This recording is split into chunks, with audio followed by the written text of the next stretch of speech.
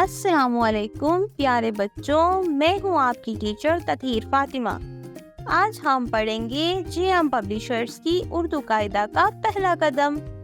جی تو میرے پیارے بچوں، جیسا کہ آپ جانتے ہیں کہ کل ہم نے حرف نون پڑھا تھا، آج ہم پڑھیں گے واو۔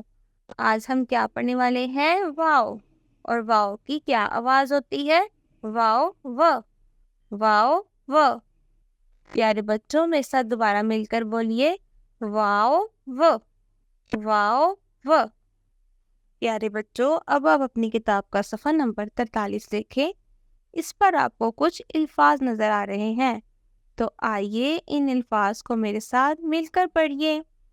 واو و وردی، واو و وردی، واو و ورق، واو و ورق، واو و وکیل، واو و وکیل۔